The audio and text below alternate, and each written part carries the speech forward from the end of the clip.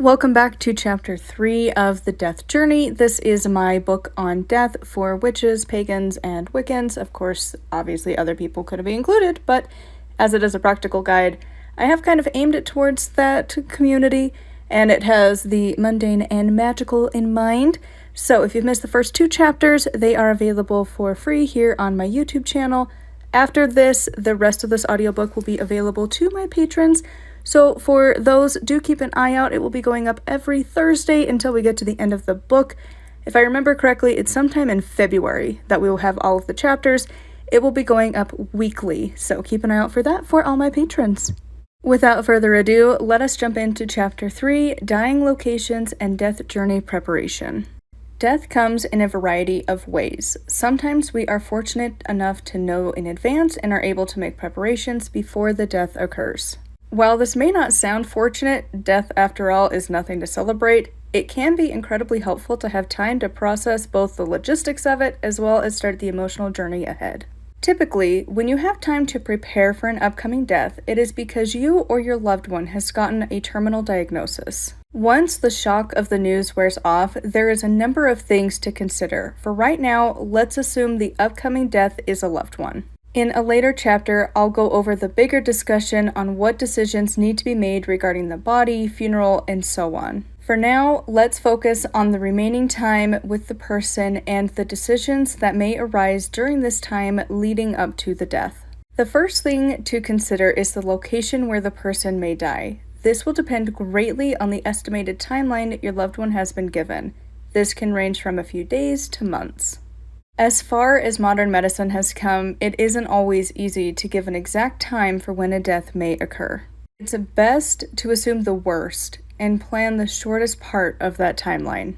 When picking a location, this can be a home where the person is already living.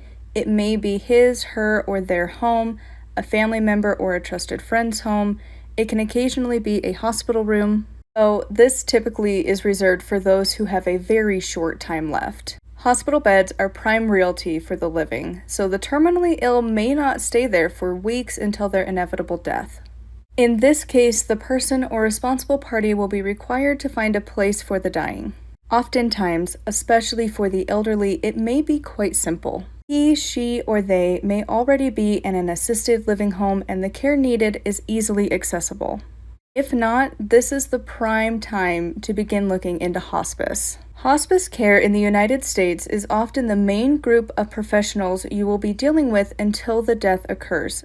Those in the field know what needs to be done and should be trusted. Emotions run high as the grieving process is beginning, and oftentimes people will lash out at the staff doing their jobs. Try your best to treat them kindly as they help with this difficult time. The wonderful thing about hospice is that they have all the resources necessary. If you are struggling to find a place for your loved one, there may be locations from hospice which either have designated areas in a hospital or a rehab/nursing home, or they may have a facility of their own. When hospice becomes involved, their main task is to keep your dying loved one comfortable. Oftentimes, a plethora of medications will be given to ease the pain of dying. Typically, whichever hospice care company is involved with your loved one, they will have spiritual or religious counsel available upon request. As witches, while this is a nice sentiment, it isn't always practical. Unless you are in a well-known tradition or in an established coven, it will be someone with similar beliefs if you're lucky. This can feel isolating and overwhelming. The other big hurdle you may face is if you are still in the broom closet. While a loved one is actively dying, it may not be the right time to come out and tell your entire family that you are a witch. This is where I hope the rest of this chapter can be of use. Solitary practitioners rarely have written rituals to perform during this point in the death journey. The rest of this chapter is for you.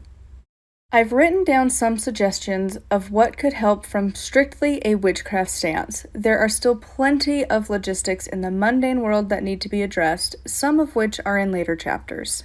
I have included 3 levels of ritual. The first is low effort or level 1. I do not mean that it is low as in bad or less than, simply meaning if your energy tank is on E for empty, you can't imagine drawing from an empty well. These type of rituals throughout the book will be relatively simple to do and require little energy. As with all things in witchcraft, there is some effort involved, otherwise you wouldn't be doing anything witchy.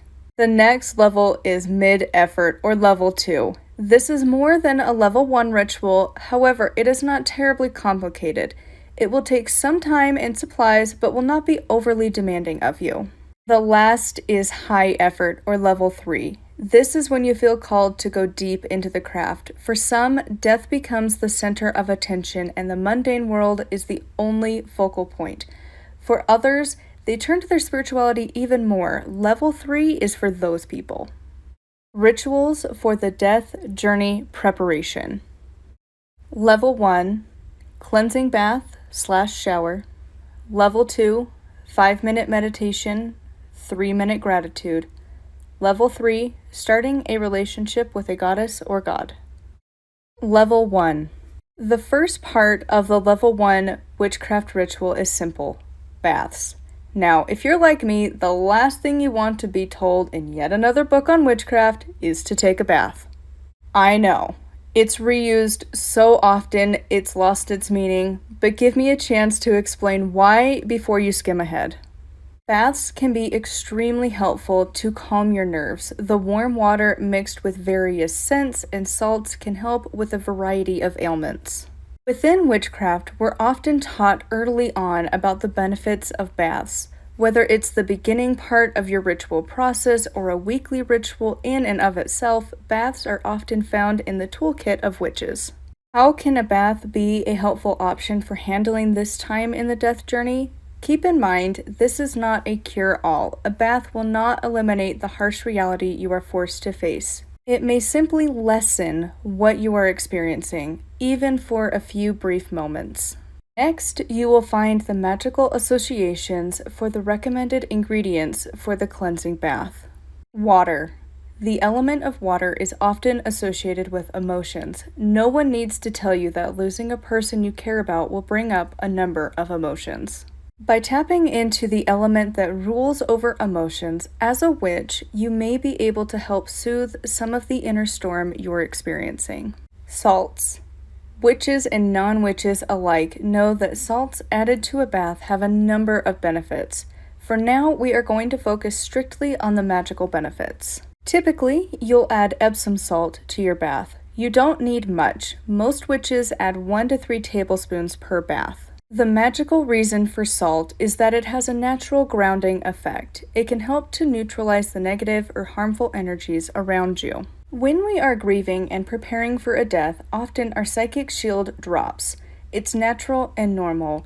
You are far more preoccupied with the whirlwind of decisions and emotions than you are worried about visualizing your psychic shield. The salt can help to rid the gunk you may have collected in the day. Whether it is your own wave of emotions or those around you, it can have a negative impact on you. Salt in the bath can help to rid you, if only momentarily, from the bulk of this weight. Herbs and/or oils. It's up to the individual witch whether you prefer herbs or oils to add to your bath. I'm not going to waste your precious energy with a laundry list of rare ingredients not easily found in your home already or at a grocery store. More and more stores are carrying essential oils, but if this is your first time considering them, be cautious. The last thing you want right now is to find out you have skin sensitivities. Always do a skin test and use a carrier oil such as almond oil or jojoba. If you are adding an oil to your bath, typically adding 3 to 5 drops of an oil of your choosing will be enough. Make sure it is mixed with a carrier oil. If you're new to oils, using herbs may be an easier option. You can find a majority of them in the seasoning section of a grocery store. For some, you may need to look in the tea/coffee area as well. I've chosen the ingredients below because I have found them at a number of grocery stores. You do not necessarily need to use them all, though it is best if you can. The more magical combinations you use, the more effective the magic will be. Lavender. This plant is well known for its uses in handling emotions. Typically, it is used for helping with symptoms of depression and/or anxiety. It's known to help soothe emotions. It also has a common effect for causing drowsiness. This is usually not severe, especially in a bath, but drink as a tea may cause some sleepiness. Rosemary. This plant is great for cleansings. Much like salt, rosemary is fantastic for calming and neutralizing the negative energy around you. It is also a good herb for love. In this instance, self-love is the priority. This isn't always the first line choice when thinking of love herbs, but the combination of calming, cleansing, and love is perfect as you begin this journey into grief. It is also an herb of remembrance and is often used in ancestor work around Samhain. Peppermint. Peppermint has similar traits to lavender. It is used to help with the symptoms of depression and anxiety. It has also been magically linked to lightening moods. Chamomile. This plant is the final plant for now and is also used by many witches to help with depression and anxiety. Like lavender, it is often drank as a tea. It also causes drowsiness and is often combined with lavender in teas listed as a bedtime drink. Bath ritual. This ritual can be performed as many times as you need. The time of day doesn't matter too much. Death often disrupts your routines, and so do this whenever you are able to. Most people prefer this at night due to the sleepy effects of the herbs, but it is your choice. Make your magical path work for you. Ingredients. Bathtub full of water at preferred temperature, 1 to 3 tablespoons of Epsom salt, 1 empty tea bag, 1 tablespoon lavender, 1 tablespoon rosemary, 1 tablespoon peppermint, 1 tablespoon chamomile. Optional. Candles of appropriate colors. White, cleansing, all-purpose. Blue, calming emotions. Green, healing. Purple, spiritual aid. Brown, grounding. Instructions. 1. Combine the loose herbs, lavender, rosemary, peppermint, chamomile, into the tea bag. Typically, you will find the lavender, peppermint, and chamomile in the tea or coffee section of your grocery store. The empty tea bags are often found in that area as well. Rosemary will often be found in the seasoning section. 2. Prepare your bath water as you normally would. Take care to make sure the temperature isn't too hot. 3. When the bath water is ready, add the Epsom salt to your bath. Sprinkle it in a design that is significant to you. This could be a pentacle, triple moon, rune, or simply a heart. Put the tea bag filled with herbs in the water. If you have the energy, visualize the salt creating a neutralizing environment you need at this time, and the herbs bringing in the healing energy as it mixes with the water. If your mind is too exhausted for the visualization, simply say the following. Healing powers of fire, water, and salt bring these powerful emotions to a brief halt. 4. Take your bath as you normally would. Discard the herbs however you normally do. Often, leaving them at a tree base is preferred, but there's nothing wrong with tossing them into your trash bin. The universe will understand that this is a difficult time for you. Shower ritual. This is similar to the bath ritual. Some people, like myself, rarely enjoy a bath. During your time of grief, the last thing you want to do is force yourself to do something you don't enjoy.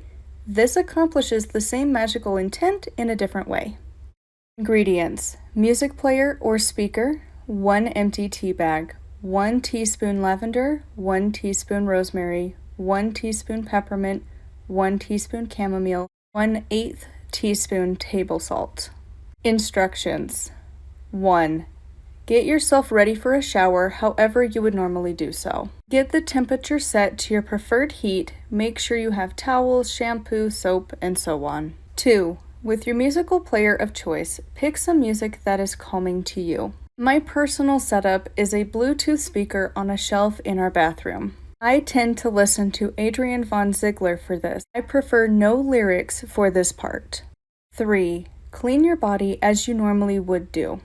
It's okay if your mind wanders. Bring your thoughts back to whatever music you've picked for now.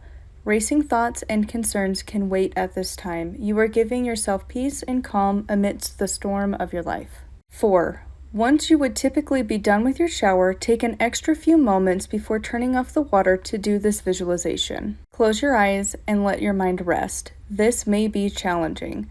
If you have experience with meditation and other techniques to quiet the mind, it may be easier despite what you are going through. 5. Once your mind is quieted, focus on the energies that you want to be rid of momentarily. This could be feeling hopeless, helpless, overwhelmed, exhausted, and so on.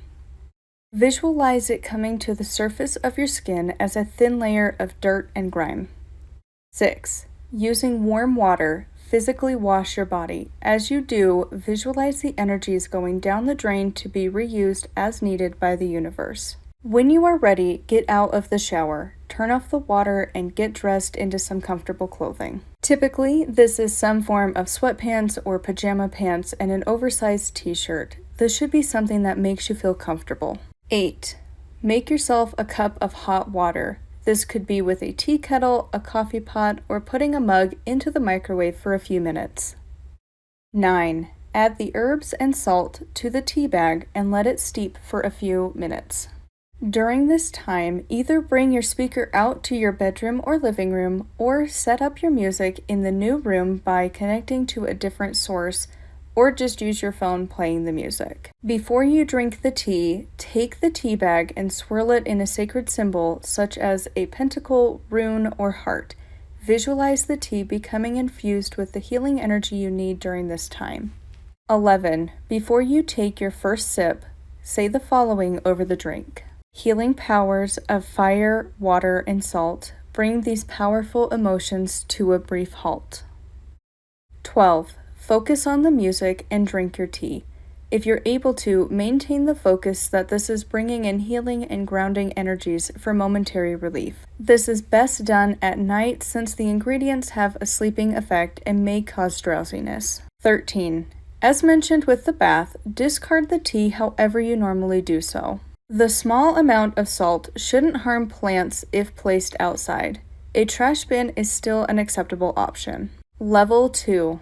Meditation. Despite the hardships ahead of you, beginning a meditation practice now may be an ideal option for you. Meditation has been linked in several studies to help with a number of mental illnesses such as depression and anxiety.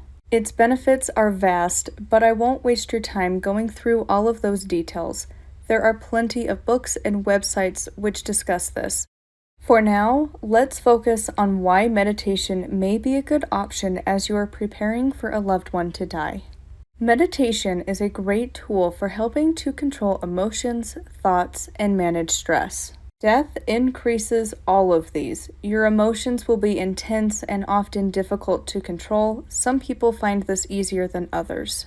Your thoughts will range and can become consuming as the grieving process continues, and of course, death is stressful. It isn't just your loss that is causing this. Funerals, sorting out belongings, family and friend fights, and countless other logistical aspects of dying can cause a huge stress on anyone. Because of this, meditation is a great tool to put into your grief toolkit as early as possible. You may find yourself saying it's a waste of time and that being in your head isn't a good place for you right now.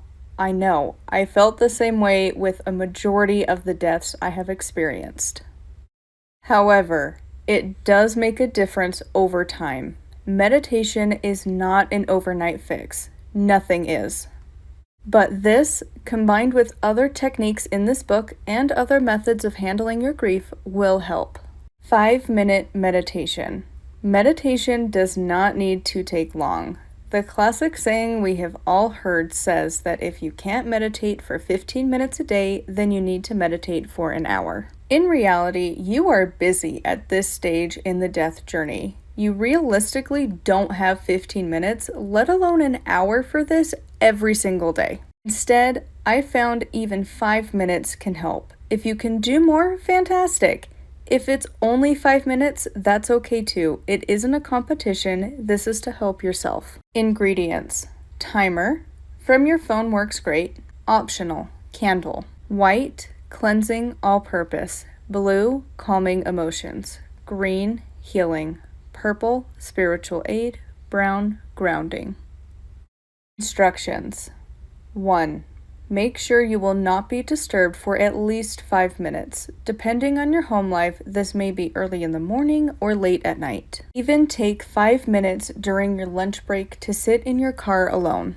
2. Sit in a comfortable position. Try to have your back straight if possible and well supported either with a hard back chair, such as a dining room table chair, or with plenty of firm pillows. 3. Set your timer for 5 minutes. It is best to pick a sound that is calming, such as chimes or a bell. Set the volume low so it will not startle you. 4. Close your eyes and bring your attention to your breath. Start with focusing on the rhythm of your breath coming in and out. 5. Change your focus to add counting to your breath. Breathe in for 3 counts and breathe out for 3 counts. For the counts, it should be a full second. If you have a wall clock nearby where you can hear the second ticking by, this can help. If not, use the method of 1 Mississippi, 2 Mississippi, 3 Mississippi. This isn't a race. You want to breathe slowly and deeply. 6. Do this for the full 5 minutes. If you find your mind wandering, don't ridicule yourself. Simply bring your focus back to the breath and continue counting. If this is your first time doing this, it may feel like an eternity. This is normal. Over time, this will get easier. Gratitude. Gratitude, similar to meditation, is one of the tools that can help over time. It may not seem like much, but over a few months, you will start to see a difference, however small it may be. Practicing gratitude during this time may be extremely difficult. Going down the spiral of negative thoughts can be overwhelming during this time. Emotions run high, and it can be difficult to feel grateful when someone you love is dying. Family and friends may be helpful, but during the death process, they can become harmful. Often, you will get to see the true colors of the people around you when you are experiencing a death. Taking your mind off of everything for a few minutes and focusing on what good you do have can be extremely helpful. This may be more helpful as your grieving process continues over the next few months or years. It's best to get started on this as soon as you can to build that mental muscle. 3-minute gratitude. Much like meditation, it's best to start off small. You may want to do this alongside the 5-minute meditation or do one in the morning, the other in the evening. All that matters is that you're going to take a few minutes to focus on what you are currently grateful for during this painful time in your life. Ingredients: timer, on phone works great. Optional: gratitude journal or notebook, pen. Instructions: 1. Set your timer for 3 minutes and plan a time when you will not be interrupted. 2. Say to yourself or out loud all the things you are currently grateful for. You may also want to write down your gratitude in a dedicated journal or notebook. Not everyone feels the need for this, especially if you are short on time right now. You may not feel the emotion of gratitude, and that's okay. You can use your mind to acknowledge that these aspects of your life are good. Here are some examples: your house, apartment, room, clean running water, heater, air conditioner, fresh air, your physical health. Even if you have illnesses, there are parts of your body that are still working as they should. The good times you had with your dying loved one, your family, you can keep it generalized or specific people, your friends, pets, favorite movies, music, or books, your car or public transportation, the seasons, the moon, the sun, the goddesses and gods, or whatever you view as divine, the elements, your path as a witch. 3. When done, end by saying, "Thank you. I remember in times of sorrow the good that still exists in my life." Level 3. With the Level 1 rituals, it was something you would already be doing. With the Level 2 rituals, the task itself may not be too challenging. Taking 8 minutes a day to work on yourself realistically shouldn't be too much of a struggle for the average person. But when grieving, this can be a huge task. And that leaves us here at Level 3. This is when you want witchcraft to be front and center. Throughout this book, there will be topics briefly covered. This is not a beginner's book. I am assuming you have some baseline knowledge on the craft. I will still explain it, but if you're hoping for an in-depth explanation for all the basics of witchcraft, such as how to cast a circle, you will need to seek this information from a different source. A few fantastic authors to consider are Scott Cunningham, Lisa Chamberlain, and Christopher Penczak. Starting a relationship with a goddess or god. Every witch is different. You may already have a god or a goddess that you currently have a relationship with and are perfectly happy to continue to work or worship that deity during this time. However, I found that when death comes around, we tend to gravitate towards the gods and goddesses who rule over death and the afterlife. There are a number of options when considering a god or goddess of the dead. At the end of this book, I will have a detailed list of the ones you may want to consider. For now, I am simply going to go over a way to begin a relationship with whichever deity you may end up choosing. This relationship does not need to be long-term, though you may certainly find yourself wanting that option as you go through the grieving process. While their main job is death and the afterlife, more often than not, these deities are associated with other areas of life. Those who have an active relationship with these deities can tell you there are plenty of benefits outside of navigating the death experience. Ingredients: related books or internet access, notebook or printer, book of shadows, witch's journal, or other book in which you keep your witchcraft notes. Candle. Color may be picked based off of the deity you've chosen and the colors associated. If you're unsure, a black candle will work. Image of the deity you've chosen, printed or drawn, is fine for now. You don't need to buy an expensive statue at this time. Offering: incense blend connected to that deity. Drink: coffee, tea, whiskey, mead are all popular options. Instructions: 1. Take your paper and write what you currently want from a relationship with a god or goddess associated with death. If you have a few in mind, write down what you currently know about each and which one you may want to learn more about and why. 2. Begin by researching. You may want to start with the last chapter of this book to get an idea, or perhaps you have one in mind already. Find out the following: myths, modern beliefs regarding this deity, correspondences of herbs, crystals, colors, modern and ancient depictions. There may not be any art left from the ancient world. 3. Add what you have found to your notes. What has changed since you began your research? Did you learn more than you anticipated? Was there anything surprising that you learned? Also, write down at this time your goals for working or worshiping that particular deity. This is a good time to get an idea of how often you will be going to your altar and building this relationship. Can you only manage once a week? Do you have the time, energy, and solitude to connect daily? Write this down and make a plan to stick to it as best you can. 4. Pick a dedicated place in your home for an altar to be set up in their honor. This can be the top of a dresser, a bedside table, corner of an existing altar, or a large place such as a kitchen table if you are out of the broom closet. This deity will be guiding you for the foreseeable future and deserves a place of reverence. 5. Clean the space however you normally would. Many witches prefer to physically clean the area and then spiritually cleanse the area with a sacred smoke or spray and oil blend. 6. If you would like to add an altar cloth, do so now. Black is the preferred choice to represent death here in the United States and several places around the world. 7. Place the candle, incense holder, and cup or chalice on the altar. If you have the image of a deity in a frame, set it up somewhere on the altar. If not, you can either attach it to the wall behind your altar space or set it directly on the altar. Usually, it is best not to have it under the incense stick or near the cup. It is out of practicality for this, not spiritual significance. Your paper may burn with the ash or may get water damage from pouring your offering drink. 8. Bless the created altar however you normally do.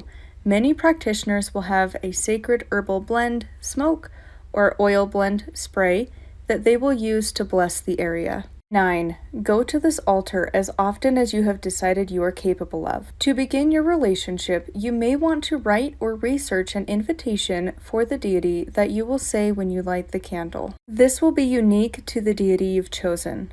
For now, here is a generalized option. Deity name. I call to you and ask that you join me on this day or night.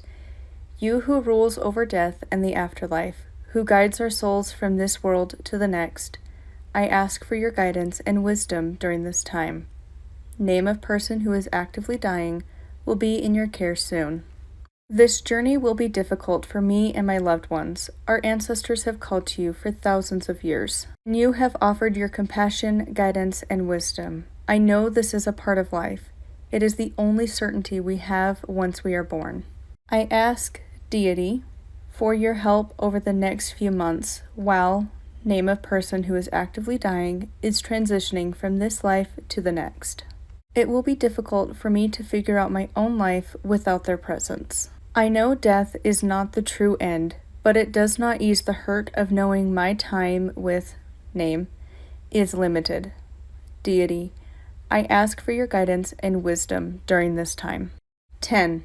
Light the incense and spend time meditating with the deity you've chosen. A number of books will have guided meditations for you to use to contact the specific one, and there are a number of guided meditations online as well. Still, death deities are not always common. If you have never meditated with a deity before, here is a brief meditation to consider. Close your eyes and meditate for a few minutes. Calm your mind and let go of the concerns and thoughts of the day. Imagine you are entering the god or goddess's realm. This could be an ancient hall made of wood or stone. It could be a place in nature, such as a snowy mountaintop or a hot, dry desert.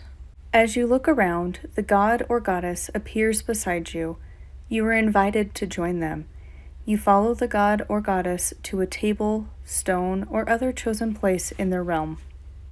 You explain to the god or goddess your intention in the relationship you wish to form. Explain the loss you know that is coming and what you hope this deity will be able to do to help in this process. Take some time to listen to their response. More often than not, the god or goddess will be glad to help. However, you may receive a no as an answer. If that is the case, ask if you may be guided to the god or goddess best suited to help in your time of need. If you receive a yes answer, ask if there is anything specific you will be required to do as part of your relationship, or if there is something that deity wants you to know at this point. Spend time with the deity. When ready, thank the goddess or god for their guidance and return to your body. You may see a thin light, almost like a silver string, which leads you back to your body.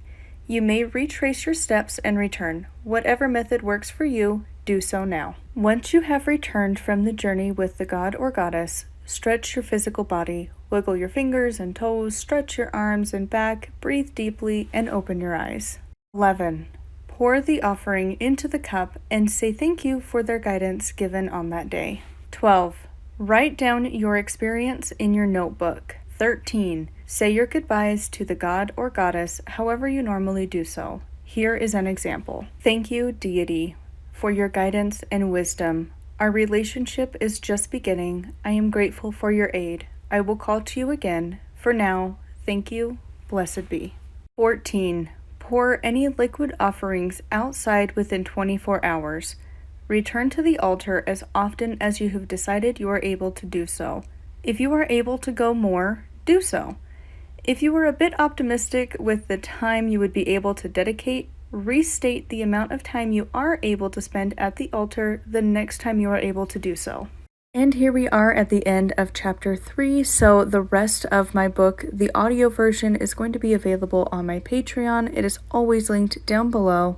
If you would like to get a copy of this for yourself, it is available as an ebook, paperback, and hardback. That is also linked from my blog. You can find links there. And until next time, thank you to my patrons. Thank you for watching, and I will see you all soon. Blessed be.